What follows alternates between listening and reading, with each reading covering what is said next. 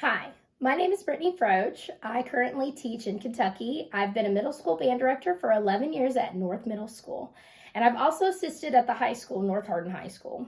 So a couple of things in a background about my school. Any given year, it ranges from 70 to 84% free reduced lunch. And that just is whether the kids turn in the papers or not.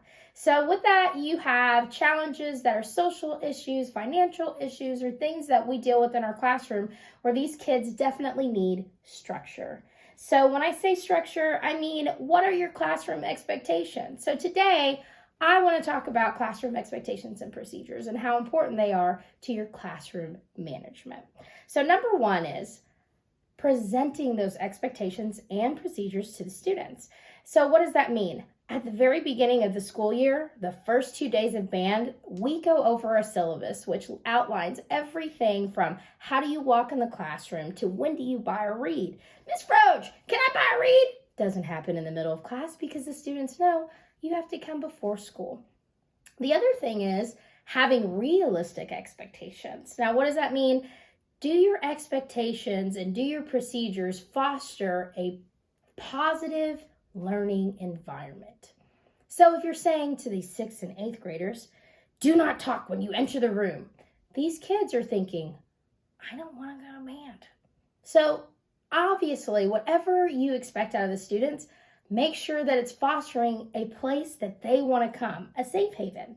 In fact, we have a lot of procedures where if a student plays, all the students clap. And all that does is make a student feel good, whether they get through, playing it perfectly without any mistakes, or if they have a few mistakes and they're struggling, they still get that positive reaction from their peers. And that's an expectation and procedure that we go over at the very beginning of the school year.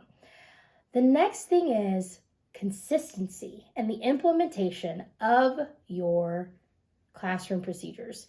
So what does that mean? Well, if you let Shayna come in and make her TikTok videos every other day, then the one day when you just had enough of it and you're like, no, that's it, you guys have to sit down. Well, Shayna's going to be like, Miss Froedge, you let me make like 3 videos the other day. So when you call home, it's a little inconsistent with the parent, like, you've been making TikTok videos all day, then what happened today? What was different? So you want to make sure that you are consistent on whatever you want them to do every single day, and they will rise to the occasion. Whether that's sit down in their chair, make sure they do their brain warm-up or their rhythm warm-up, or sit down in their chair and play through their scales. Whatever it is that you want them to do, make sure there's consistency in the implementation.